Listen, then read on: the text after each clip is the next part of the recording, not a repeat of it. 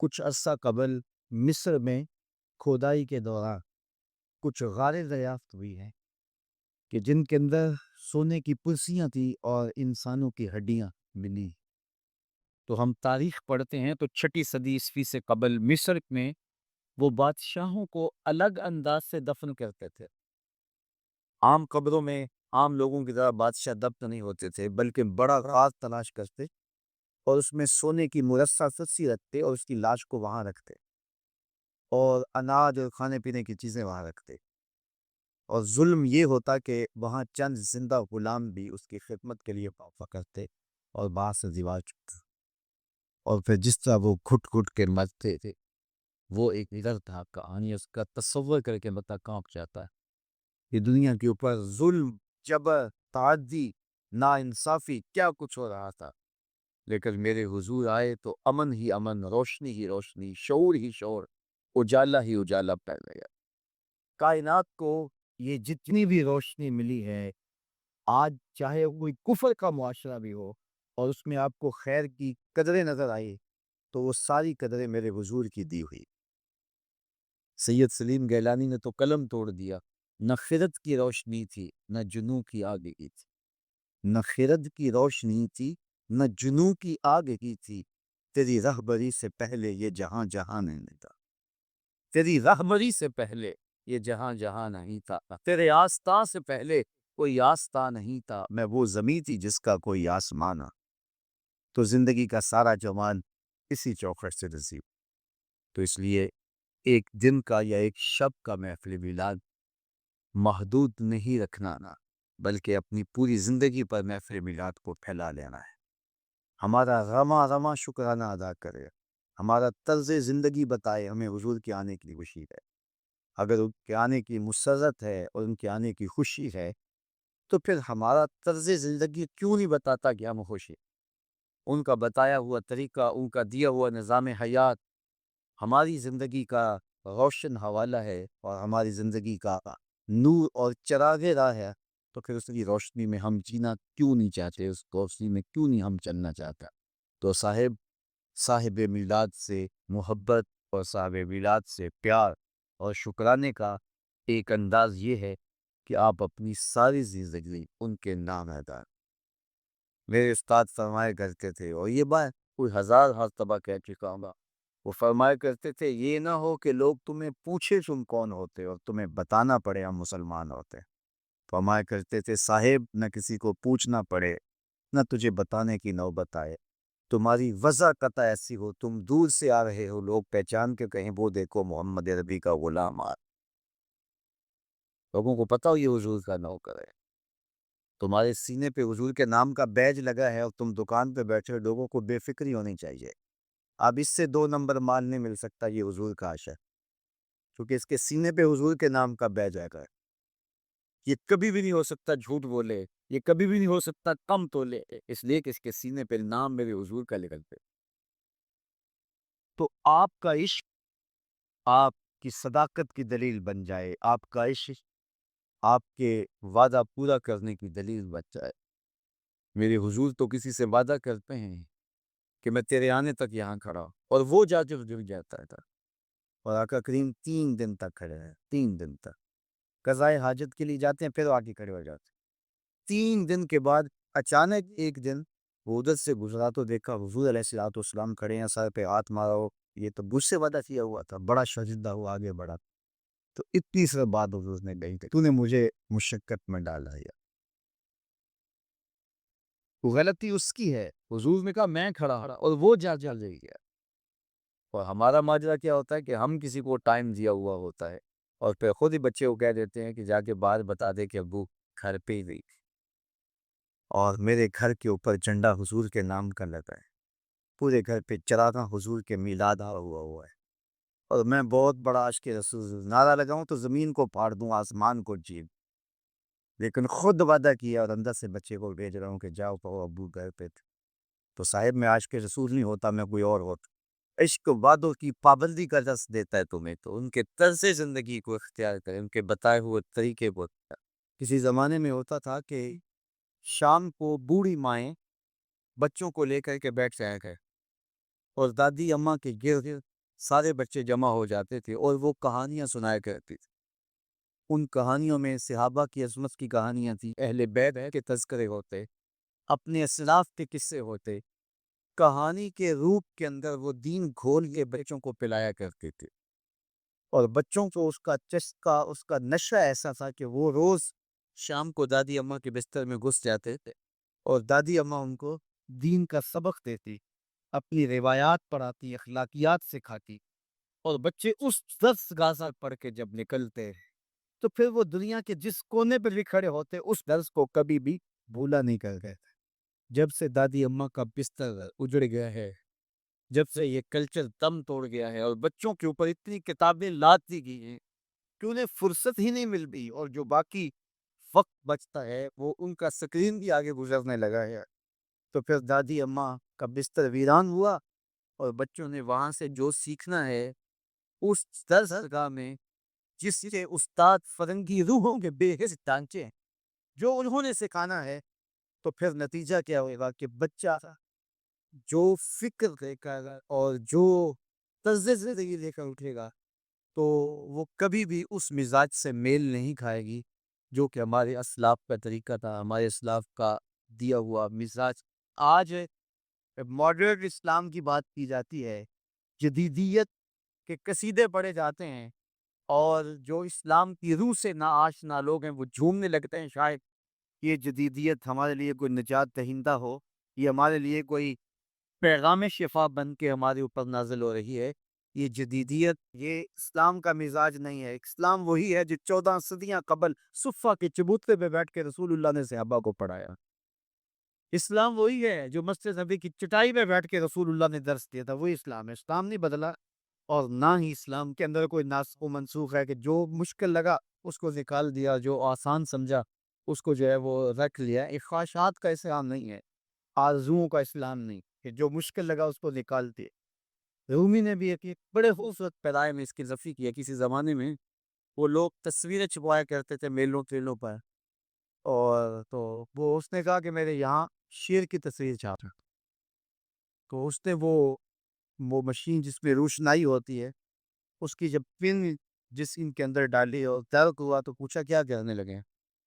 کہا کہ میں شیر کا منہ بنانے لگا۔ اس نے کہا اس نے کون سا کھانا ہے؟ تو اس نے وہ پن باہر نکال لی۔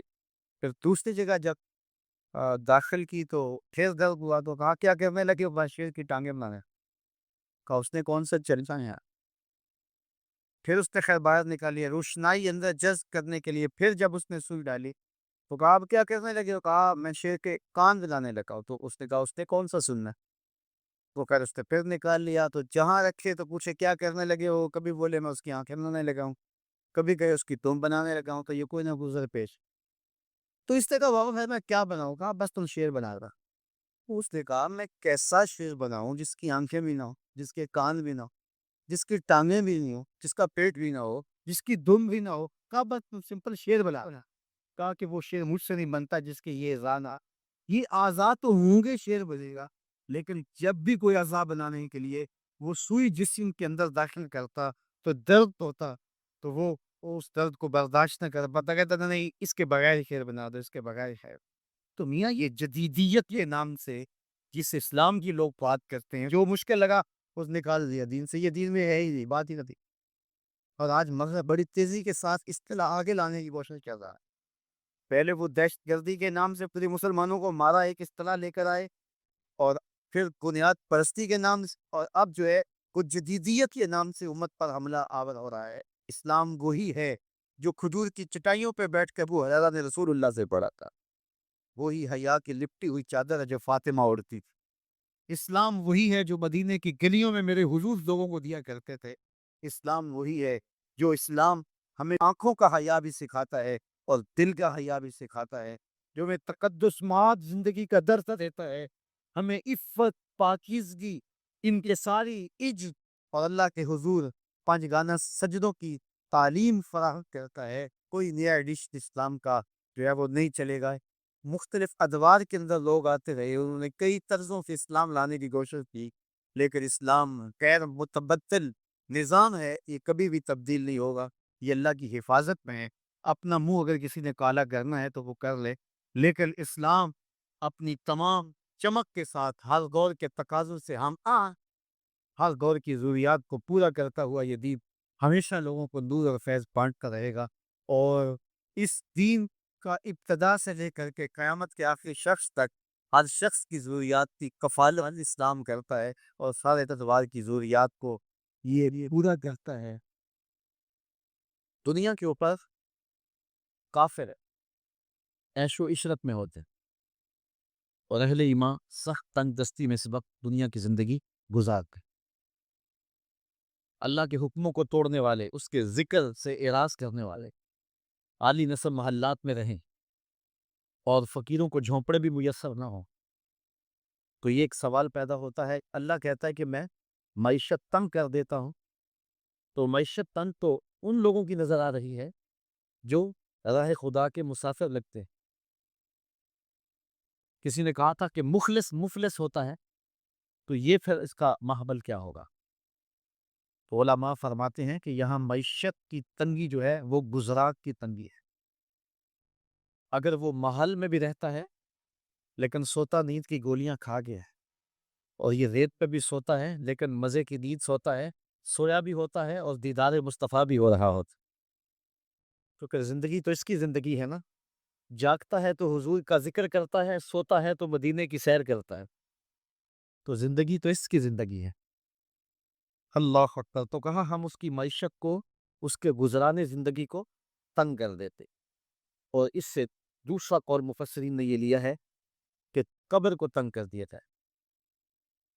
حضرت عبداللہ ابن عباس رضی اللہ تعالیٰ عنہ سے مروی ہے کہ جو کفار و فساق ہیں ان کی قبر میں 99 تنین مسلط کر دیے۔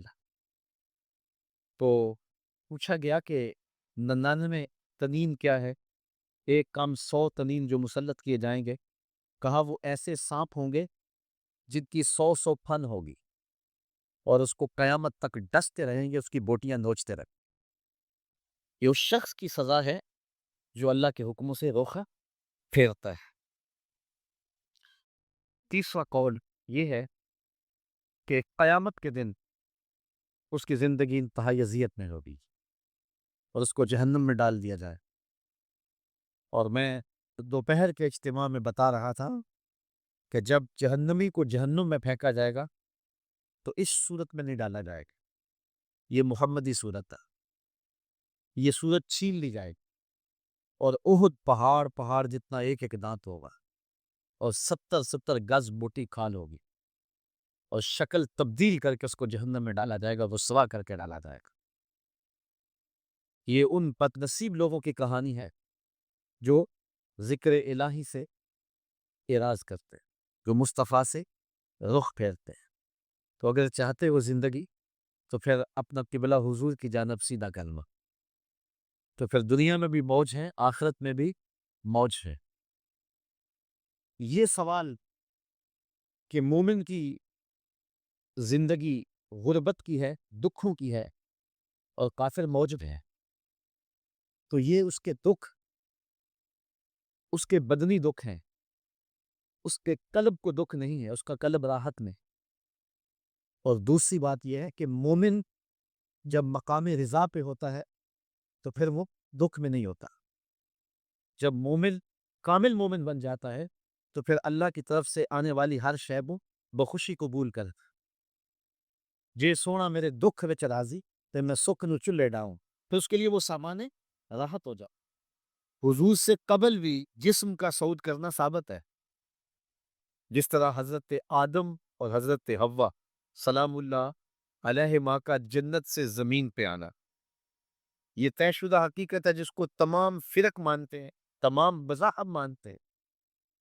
اسی طرح حضرت یونس علیہ السلام کا، حضرت ادریس علیہ السلام کا، اور حضرت عیسیٰ علیہ السلام کا زمین سے آسمان کی طرف جانا، یہ بھی ایک طے شدہ حقیقت ہے جس کو دیگر مذاہب کے لوگ بھی تسلیم کرتے ہیں۔ خود مستشرقین بھی جو عیسائی مذہب سے تعلق رکھتے ہیں وہ حضرت عیسیٰ کے صعود کا انکار نہیں کرتے، اس کا اقرار کرتے ہیں۔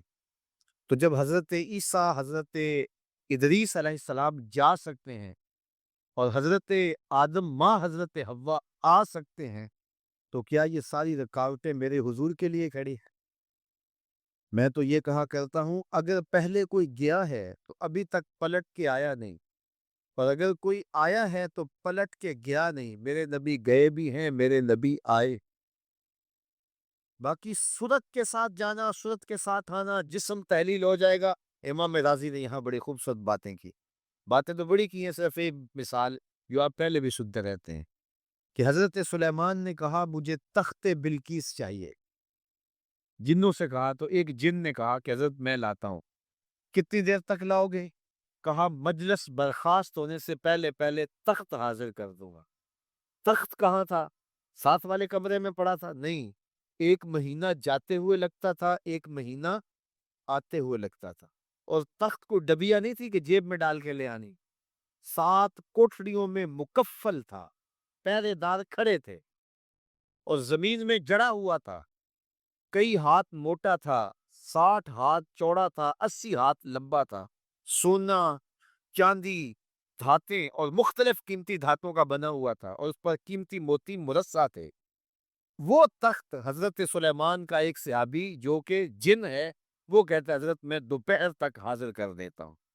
بڑی بات تھی نا، ایک مہینے کی مسافت پہ پڑا ہو اور پیروں میں ہو، فوجیں لگی ہوئی ہوں، تو وہ کہے میں آنے بعد میں لے آتا ہوں، ان فوجوں کو بھی ہٹاؤں گا، تالے بھی توڑوں گا، ایک موتی بھی ضائع نہیں ہونے دوں گا، اور آپ تک دوپہر تک پہنچ بھی آؤں گا۔ بڑی بات تھی، لیکن حضرت سلیمان نے کہا نہیں، مجھے اس سے بھی پہلے چاہیے۔ قرآن بتاتا ہے نا، تو حضرت سلیمان نے جب کہا نہیں نہیں مجھے اس سے بھی پہلے چاہیے، تو پھر کیا ہوا؟ قال الذی عنده علم من الکتاب، پھر وہ اٹھا جس کے سینے میں کتاب اللہ کا علم تھا، جو زبور کا عالم تھا۔ آصف بن برقیہ نام بتایا حضرات تفسیر والوں نے، وہ کہتے ہیں آپ کا خالہ زاد بھائی تھا یا آپ کا بھانجا تھا اور آپ کا صحابی تھا، اور اس میں اعظم جانتا تھا، بنی اسرائیل کا ولی تھا، اور حضرت سلیمان کا صحابی تھا۔ اس نے کہا انا آتی کا بھی، حضرت میں حاضر کر دیتا ہوں۔ کہا وہ تو دوپہر تک کا وقت دے رہے، تم کب تک لاؤ گے؟ تو اس نے کہا انا آتی کا بھی قبل ان یرتد الیک طرفک، حضرت آپ آنکھ بعد میں جھپکیں گے، تخت پہلے پڑا ہو۔ آپ آنکھ بعد میں جھپکیں گے، تخت پہلے پڑا ہوگا، اور حضرت سلیمان نے ابھی آنکھ نہیں جھپکی، تخت پہلے پڑا ہوا تھا۔ یہ شان ہے خدمت گاروں کی، سرکار کا عالم۔ امام فخر الدین رازی فرماتے ہیں بنی اسرائیل کے نبی کا ایک امتی اتنی طاقت رکھتا ہے کہ ایک مہینے کی مسافت سے تخت بلقیس حاضر خدمت کر دیتا ہے اللہ کی دی ہوئی قوت سے، اور اس کا ایک موتی بھی نہیں ٹوٹتا، اور وہ ہوا میں تحلیل بھی نہیں ہو سکتا۔ تو کیا مصطفیٰ فرش سے عرش تک آنے واحد میں نہیں جا سکتے؟ دوسری بات ہے، یہ مصطفیٰ کریم نے کہا کب ہے کہ میں گیا ہوں؟ یہ تو رب کہتا ہے میں لے گیا ہوں۔ سی راز میراج محبتاں دا، نہیں سی کسے دی سمجھ وچ آن والا، سدیا طالب تے گیا مطلوب ہوتے، جبرائیل سی سد لے جان والا، بازے آخ دے بن دروازیاں تو کمیں پہنچیا عرش تے جان والا، ابر عقل نو ایتھے دخل کیے، جانے جان والا یا لے جانو۔ رب کہتا ہے محبوب کو میں لے کے گیا ہوں۔ اللہ تمہاری صورتوں کو نہیں دیکھتا، اللہ تمہارے مالوں کو نہیں دیکھتا کہ کون کتنا خوبصورت ہے، کس کے پاس کتنی دولت ہے۔ نہ تمہاری صورتیں دیکھتا ہے، نہ تمہارے بنگلے دیکھتا ہے، نہ تمہاری جائیدادیں دیکھتا ہے، نہ تمہارا بینک بیلنس دیکھتا ہے۔ اسے تمہاری صورتوں سے غرض نہیں ہے، اسے تمہارے اموال سے سروکار نہیں ہے۔ وَلَٰكِن يَنظُرُ إِلَىٰ قُلُوبِكُمْ وَأَعْمَالِكُمْ، وہ تمہارے دل دیکھتا ہے اور تمہارے عمل دیکھتا ہے۔ تمہارے کپڑے پرانے ہیں، جھونپڑے میں رہتے ہو، لیکن عمل خوبصورت ہیں۔ تمہارا دل قلب سلیم ہے، اس دل میں اللہ کی محبت، اللہ کا پیار رکھا ہے، اللہ جل شانہ کے محبوب کا پیار رکھا ہے، تو وہ دل خوبصورت ہے۔ تو تمہارے لباس پھٹے پرانے کیوں نہ ہو، تمہارے رہنے کی جگہ انتہائی نا آسودہ کیوں نہ ہو، لیکن تمہارا دل اچھا ہے، تمہارے عمل اچھے ہیں، تو تمہارے رب کو یہ پسند ہے۔ تو تقوی کا مرکز تمہارا قلب ہے، تمہارا دل ہے۔ تو دل کی پاکیزگی، دل کی صفائی، دل کی ستھرائی، یہ اللہ جل شانہ کو محبوب ہے۔ ہم عمومی طور پہ اپنے ظاہر کو سنوارنے میں لگے رہتے ہیں اور باطن ہمارا میلا کچیلا ہی رہتا ہے۔ ہمارا رب ہم سے اس بات کا تقاضا کرتا ہے کہ تمہارا دل بھی ستھرا ہونا چاہیے، تمہارا دل بھی پاک ہونا چاہیے۔ باہو علیہ رحمہ فرماتے ہیں کہ دل کالے نالوں منہ کالا چنگا، جے کو یہ رمز پچھانے ہو۔ تو اصل تو پاکیزگی، طہارت، صفائی، عفت قلب کی ہے۔ تو اس لیے اللہ تعالیٰ جل شانہ نے مومنین کے قلوب کی پاکیزگی، طہارت اور صفائی اور عفت کا تقاضا اہل ایمان سے کیا ہے۔ اللہ جل شانہ نے بندوں کو جو عزت، وقار اور شہرت عطا کی ہے، تو اس کا معیار تقوی کو قرار دیا۔ کون کتنا معزز ہے، یہ اس کی دولت سے نہیں ناپا جا سکتا، اس کے قبیلے اور اس کے خاندان سے نہیں جانچا جا سکتا، اس کے لباس سے آپ یہ اندازہ نہیں کر سکتے کہ یہ معزز شخص ہے۔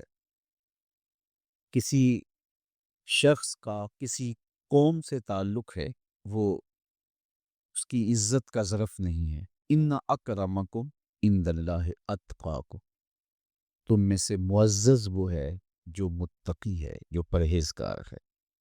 دیکھیے ابو لہب قریشی النسب تھا، لیکن خوبصورت ہونے کے باوجود، عالی مرتبت نسب رکھنے کے باوجود آج بھی اس پر لعنتیں برس رہی ہیں۔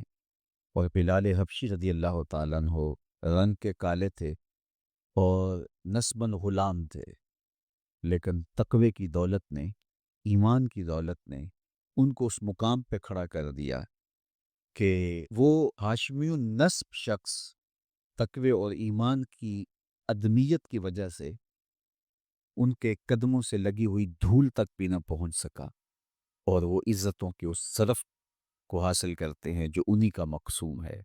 تو اسلام نے شرف کا معیار، عزت کا معیار تقوی قرار دیا ہے۔ تو اس لیے ہمیں تقوی کو حاصل کرنے کے لیے کوشاں رہنا چاہیے اور ایسے اعمال بجا لانے چاہیے کہ جس سے ہمیں تقوی حاصل ہو۔ حضور کی ذات بڑی حساس ذات ہے۔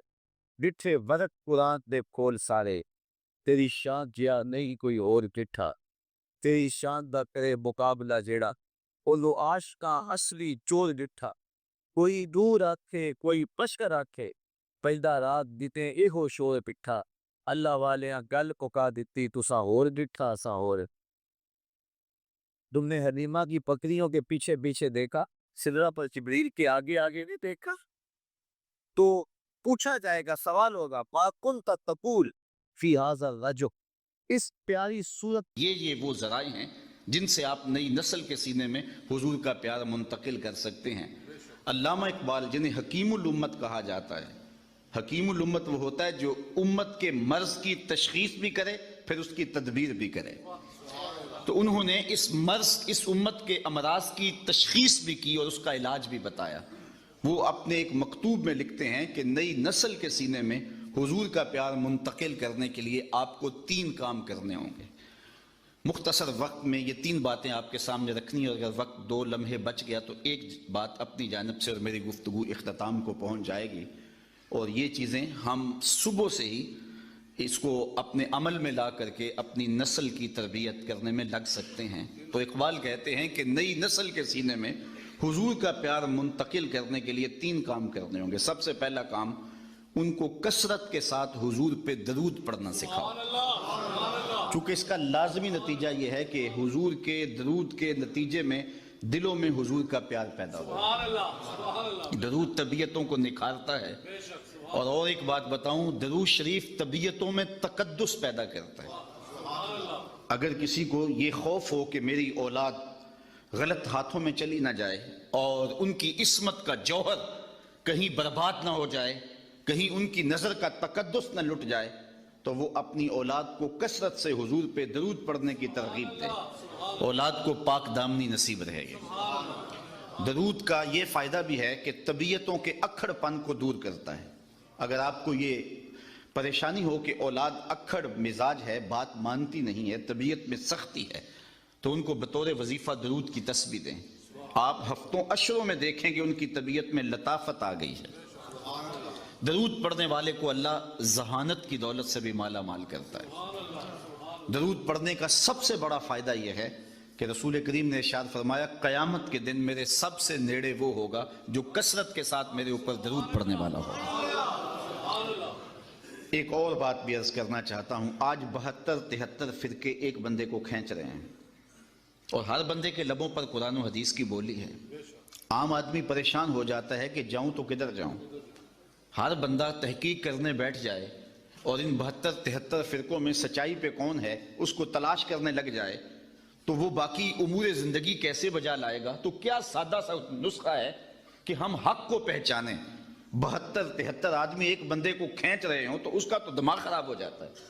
کبھی آپ نے دیکھا ہو لاری اڈے پہ جو کنڈکٹر حال کرتے ہیں پاکستان میں سواری کا، ایک سامان اچک کے لے گیا، دوسرے نے بچے کو پکڑا اور اپنی جانب کھینچ رہا ہے، تیسرا بڑھیا کو بازو سے پکڑ کے اپنی بس میں لے جا رہا ہے، تو بعض عورتیں غصے میں آ جاتی ہیں، پائیا سا کتے بھی نہیں جانا، حالانکہ کہیں تو جانا ہوتا ہے نا، لیکن وہ اس قدر کو ادھر کھینچ رہا ہے، کوئی بچہ ادھر لے گئے ہیں، سامان ادھر جا رہا ہے، تو 70-72 لوگ ایک بندے کو کھینچ رہے ہیں، وہ جائے تو کدھر جائے؟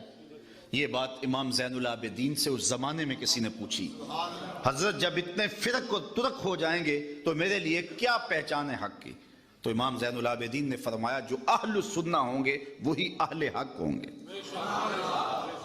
تو سائل بڑا سیانہ تھا، دور اندیش بھی تھا، اس نے کہا اگر بہت سارے لوگ اسی ٹائٹل کے ساتھ موجود ہوں تو اس میں پھر اصلی سنی کی پہچان کیا ہوگی؟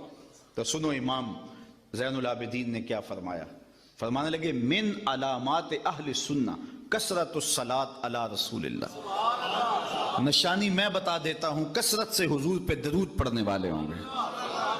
اب کوئی خیر سے ہمیں درودیہ ہونے کا تانا دے، ہمارے لیے یہ تمغہ امتیاز ہے۔ میں کہتا ہوں ہم بارودیے نہیں، ہم درودیے ہیں۔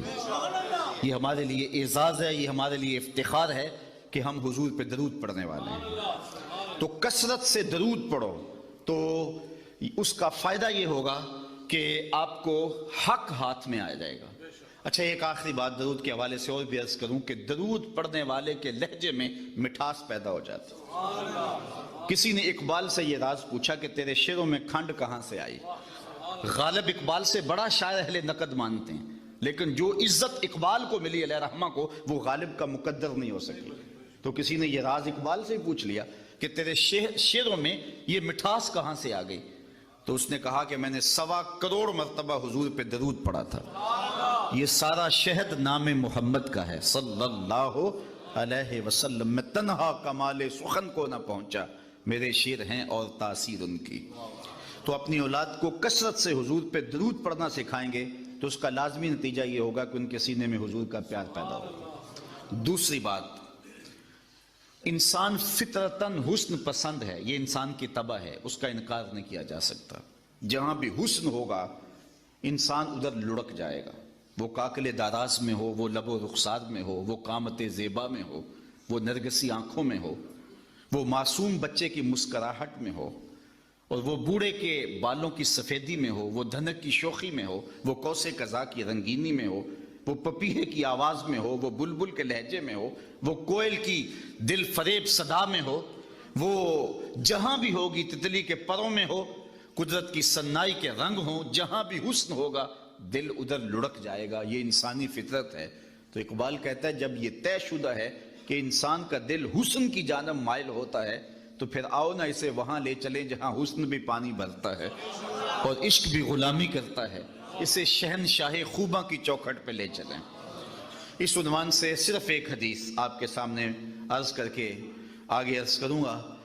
حضرت ابو طفیل صحابہ میں سب سے آخر میں انتقال کیا ہے، حج کا موسم تھا، لوگوں کا ہجوم تھا، یہ ایک اونچے ٹیلے پہ کھڑے ہو گئے اور لوگوں سے مخاطبہ کرتے ہوئے کہا، لوگوں اس وقت روئے زمین پہ میرے علاوہ کوئی نہیں جس نے حضور کو دیکھا ہے۔ آؤ مجھ سے حضور کی باتیں سنو. اللہ اکبر. اس بات پہ ناز ہے. ہمارے استاد تھے محمد علی حاشر صاحب. وہ بڑے فخر سے کہتے تھے میں مولانا ظفر علی خان کا مصاحب رہا ہوں. مولانا کا اخبار چھپتا تھا زمیندار, تو اس کی شاہ سرخیاں لکھتے تھے, تو بڑے ناز سے کہتے, کمال درجے کے کاتب تھے. میں اقبال کی صحبتوں میں بیٹھتا رہا ہوں, میں نے داغ دہلوی کو دیکھا ہے. یار جس نے داغ دہلوی کو دیکھا ہو, جس نے استاد ابراہیم ذوق کو دیکھا ہو, جو اقبال کی مجلس حاصل کر چکا ہو, جو مولانا ظفر علی کی قربت میں بیٹھتا رہا ہو, وہ تو ناز کرے. اور جس کی آنکھوں نے جمال محمد عربی دیکھا ہو, وہ اپنے مقدر پہ ناز کیوں نہ کرے. تو حضرت ابو طفیل نے کہا لوگوں اس وقت روئے زمین پہ میرے علاوہ کوئی نہیں جس نے حضور کو دیکھا ہو, آؤ مجھ سے حضور کی باتیں سنو. لوگ جمع ہو گئے اور کہا صف لنا رسول اللہ صلی اللہ علیہ وسلم, ہمیں حضور کا حلیہ بیان کرو, ہمیں بتاؤ حضور کیسے تھے. تو حضرت ابو طفیل نے 3 لفظوں میں حضور کا حلیہ بیان کیا. کان رسول اللہ صلی اللہ علیہ وسلم ابیض ملیحن مقصدا. ایک تو چٹے رنگ کے تھے, چٹا رنگ, حضور چونے کی طرح سفید نہیں تھا بلکہ سفیدی میں سرخی کی آمیزش تھی. تو کہا ایک تو چٹا رنگ تھا. دوسری بات ملیحن, حضور کا حسن نمکین تھا. اعلیٰ حضرت بولے حسن پھیکے ہیں جب تک نہ مذکور ہو, ہے نمکین حسن والا ہمارا نبی. تیسری بات مقصدہ, متوازن, لیسا بالطویل الممغط ولا بالکثیر المتردد, قد چھوٹا بھی نہیں اور پست قامت بھی نہیں. ربع کے لفظ ہے, درمیانی قد, بلکہ درمیانی سے بھی کچھ اٹھتا ہوا. قد حضور کا درمیانہ تھا, لیکن اذا جامع القوم غمرہم, 10,000 کا اجتماع بھی ہوتا, بڑے بڑے اونچے قد والے ہوتے, لیکن حضور ان میں کھڑے ہوتے, حضور کے کندھے لوگوں کے سروں سے اونچے دکھائی دیتے. یہ اللہ نے اپنے محبوب کو شان دی تھی. تو 3 لفظوں میں حضور کا حلیہ بیان کیا, یاد کیا جا سکتا ہے. کان رسول اللہ صلی اللہ علیہ وسلم ابیض ملیحن مقصدا. اور اگر عربی یاد نہیں ہوتی تو گولڑے کے تاجدار نے کام سوکھا کر دیا. مکھ چند بدر شاہ شانی, متھے چمک دی لاٹ نورانی, کالی زلف تے اکھ مخمور رکھی ہیں مد بھریاں. تو حضور کا حلیہ بیان کرو گے تو نئی نسل کے سینے میں حضور کا پیار پیدا ہوگا. تیسری بات اقبال نے یہ بیان کی, وہ کہتے ہیں کہ جس طرح میرے حضور کی صورت جیسی صورت کسی کی نہیں, میرے حضور کی سیرت جیسی سیرت بھی کسی کی نہیں ہے. تو جب حضور کی سیرت اپنی نسل کے سامنے رکھو گے تو ان کے سینے میں حضور کا پیار پیدا ہوگا. نجی زندگی سے لے کے سیاسی زندگی تک, گھریلو زندگی سے لے کر کے میدان کارزار تک, حضور علیہ السلام کی زندگی دیکھیے, آپ کو ایک عمدہ نمونہ نظر آئے گی. ام المومنین سیدہ طیبہ طاہرہ سیدہ عائشہ رضی اللہ تعالی عنہا فرماتی ہیں, میں آپ خورے میں پانی لے رہی تھی کہ حضور تشریف لے آئے, تو مجھے جب دیکھا تو حضور نے دور سے کہا عائشہ تھوڑا سا پانی میرے لیے چھوڑنا. تو فرماتی ہیں میں نے پانی چھوڑ دیا, حضور نے میرے ہاتھ سے آب خورا لے لیا, پانی پینے لگے تو پھر رک گئے اور مجھ سے مخاطب ہوتے ہوئے کہا عائشہ ذرا بتانا تم نے ہونٹ کہاں لگائے تھے, مجھے بتاؤ اگر شوہر کا رویہ بیوی کے ساتھ یہ ہوگا تو گھر جنت کا ٹکڑا بنے گا یا کہ نہیں بنے گا. کسی زمانے میں ایک غیر مسلم نے اسلام قبول کیا تو اسے پوچھا گیا کہ اسلام کی کس قدر نے تجھے متاثر کیا ہے, تو وہ بولا سیرت کا صرف ایک واقعہ میری ہدایت کا سبب بن گیا. کیا واقعہ؟ کہا مجلس حضور کی لگی تھی, ہجوم عاشقاں تھا, تو ایک شخص نے عرض کی حضور میرا بیٹا کئی دنوں سے گم ہے, مل نہیں رہا, آپ دعا کیجئے میرا بیٹا مل جائے. قبل اس سے کہ حضور کے ہاتھ اٹھتے مجلس میں موجود ایک شخص کھڑا ہو گیا, حضور میں اس کے بیٹے کو جانتا ہوں اور ابھی فلاں باغ کے قریب سے گزر کے آیا ہوں, وہاں بچوں کے ساتھ میں نے اس کے بیٹے کو کھیلتے ہوئے دیکھا ہے. جب باپ نے سنا تو اس نے دوڑ لگا دی, حضور نے فرمایا سے بلاؤ. بلایا گیا, بہت جلدی ہے. جی حضور آپ جانتے ہیں ایک باپ کے جذبات کیا ہیں, کئی دنوں سے بچہ بچھڑا ہے, اب خبر ملی ہے تو بہت جلدی اپنی آنکھوں کی پیاس بجھانا چاہتا ہوں. ماں الگ تڑپ رہی ہے, کئی دنوں سے اس نے کچھ کھایا نہیں, کچھ پیا نہیں, میں چاہتا ہوں کہ بہت جلد اسے ملوں اور سینے کو قرار ملے. فرمایا ضرور جاؤ, میں تجھے روکتا نہیں, روکنے کے لیے بلایا بھی نہیں, لیکن میری ایک بات سنتے جانا کہ جب تم باغ کے کنارے جاؤ اور بچوں کے ساتھ اپنے بچے کو کھیلتا ہوا دیکھ لو تو اسے بیٹا بیٹا کہہ کے آوازیں نہ دینے لگ جانا, اس کا جو نام رکھا ہے اس نام سے پکارنا. عرض کی حضور میرا بیٹا ہے, اگر بیٹا کہہ کے پکاروں تو اس میں حرج بھی کیا ہے؟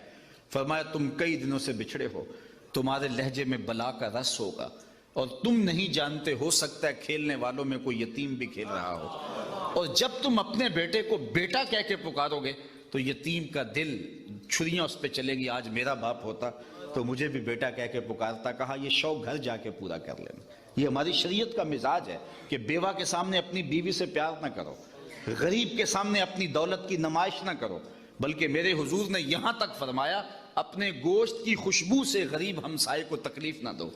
या तो थोड़ा सा पानी ज्यादा डाल लो, शोरबे की प्याली हमसायों के घर भी भेज दो, और अगर ऐसा नहीं कर सकते तो ऐसे जाविये में और ऐसे वक्त में खाना पकाओ जब गरीब के बच्चों तक उसकी खुशबू ना पहुंचे। अगर गरीब और मजदूर के बच्चे जिद कर बैठे और वो जिद पूरी कर ना सका तो उन बिलकते हुए बच्चों के आंसू कौन पूछेगा। वो क्या किसी ने कहा था ना, दोपहर को सुला देती है बच्चों को वो इस डर से, दोपहर को सुला देती है बच्चों को वो इस डर से गली में फिर खिलौने बेचने वाला ना आ जाए। तो हुजूर की सीरत जब मेरे सामने रखी गई कि हुजूर अलैहिस्सलाम लोगों की नज़ाकत कल्बिया का इतना लिहाज रखते हैं, तो मुझे चारा ना रहा कि इस नबी का गुलाम बन जाऊं। तो हुजूर की सीरत जब सामने रखोगे तो लाजमी नतीजा यह है कि उनके सीने में हुजूर का प्यार पैदा होगा। आखिरी बात वो ये कि हुजूर के फ़ज़ाइल व मनाक़िब बयान करो। मैं फ़िरका वारियत पर लानत भेजता हूँ, लेकिन मैं आपसे इंसाफ की भीख मांगता हूँ।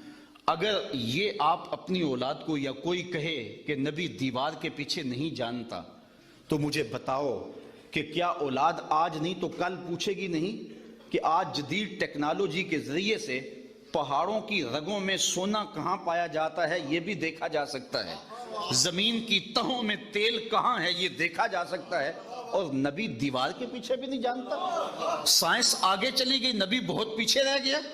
तो नई नस्ल को बताएंगे ये किसी ने अंधेरे में बैठ के लिखा है।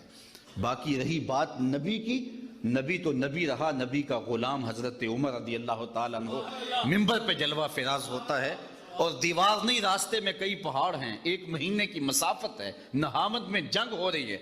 हजरत सारिया पहाड़ छोड़ के आगे बढ़ने लगे, यहीं से आवाज देते हैं या सारिया अल जबल, ऐ सारिया पहाड़ नहीं छोड़ना, ये शान है खिदमतगारों की, सरकार का आलम क्या हो। अगर औलाद को ये कहें और ये सबक दिया जाए कि नबी किसी चीज का इख्तियार नहीं रखता, तो मुझे बताइए कि क्या औलाद पूछेगी नहीं। आज इंसानी इख्तियारात तो आसमान की बुलंदियों को छू रहे हैं, एटम का कलेजा शक किया जा चुका है, चांद की छाती रौंदी जा चुकी है, मरीख के सफर की तैयारियां हैं, आज पूरी दुनिया ग्लोबल विलेज बन गई है, आज जो है वो पानियों को और हवाओं को मुसख्खर कर लिया गया है, और नबी किसी चीज का इख्तियार नहीं रखता। तो अपनी औलाद को बताना होगा, नबी के इख्तियार की बात पूछो, नबी उंगली उठाए चांद के टुकड़े हो जाएं, सूरज पलट के असर के वक्त पे आ जाए, और सड़ियां खजूरा उगा जानदा है, और पत्थरां नू कलमे पढ़ा जानदा, कतरे को समंदर जर्रे को सितारा करते हैं, कौनैन को खम आ जाता है जब जुल्फ सवारा करते हैं। हम तो उस नबी की बात करते हैं जो रुख फेर दे खुदा किबले बदल दे। कबीला बनु सलमा की मस्जिद है, 4 रकती नमाज है, 2 रकतें हो गई हैं, 2 रकतें अभी बाकी हैं, खातर आतर में बात आई किबला बदल जाए तो क्या खूब, तो फौरन तायरे सजरा नशीन के परों के फड़फड़ाने की आवाज आने लगी। महबूब प्रोग्राम बन गया तो फिर देर का है का, अभी रुख फेर लो, या अल्लाह तेरी नमाज तो पूरी हो ले। हमने नमाज का वक्त बदलना हो तो 1 दिन पहले बताते हैं, कल से नमाज जोहर इतने बजे होगी, यहां तो किबला बदलना था, एक नमाज ही पहले बता दिया जाता। कहा नहीं महबूब अभी रुख फेर ले, या अल्लाह तेरी नमाज तो पूरी हो ले, कहा मेरी नमाज बाद में पूरी होगी, पहले तेरी मर्जी पूरी हो। मी वरिया कस्तूरियां दा जदों यार नचोड़ियां जुल्फां, ते किबला ओदे बनिया साइम जिदे यार ने मोड़ियां जुल्फां। तू पता नहीं किसको देखा है, किसको सुना है, किसकी बात करता है। अल्लाह अकबर। हमारे बुजुर्ग फरमाया करते थे, तूने हलीमा की बकरियों के पीछे पीछे देखा है, सिदरा पर जिब्रील के आगे आगे नहीं देखा। और इकबाल कहता है, तूने यूसुफ को कुएं में देखा तो क्या देखा, आरे नादां जो मुतलक था मुकय्यद कर दिया तूने, तो अभी तक कुएं में ढूंढ रहा है, वो मिस्र के तख्त का मालिक भी बना हुआ है। तो जब नबी अलैहिस्सलातु वस्सलाम की अकीदत सीनों में पैदा होगी तो लाजमी नतीजा ये होगा कि हुजूर का प्यार पैदा होगा। और मैं कहता हूं ये चारों चीजें हुजूर की महफिल मिलाद में मौजूद होती हैं। बार बार दरूद भी पढ़ा जाता है, हुजूर के फ़ज़ाइल व मनाक़िब भी बयान होते हैं, حضور علیہ الصلوۃ والسلام کا حلیہ بھی بیان ہوتا ہے، حضور کی سیرت بھی بیان ہوتی ہے۔ صرف ہمیں اپنی محافل کو، اپنی مجالس کو مرتب کرنے کی ضرورت ہے، اور اپنی محافل و مجالس کو پیشہ وروں سے محفوظ کر کے با مقصد بنانے کی ضرورت ہے۔ اگر ہم اپنی محافل کو، اپنی مجالس کو با مقصد بنا لیں تو ان محافل کے ذریعے سے ہم امت کو کھڑا کر سکتے ہیں، اور عشق رسول سے ہی امت کھڑی ہوگی۔ اقبال کے سارے کلام کا رس نچوڑیں تو جو خلاصہ نکلتا ہے، جو جوس نکلتا ہے، وہ یہی ہے کہ محمد سے وفا تو نے تو ہم تیرے ہیں، یہ جہاں چیز ہے کیا لوح و قلم تیرے ہیں۔ اقبال کہتا ہے حضور سے وفا کر لو، پھر قلم بھی تمہیں پکڑا دیں گے، تختی بھی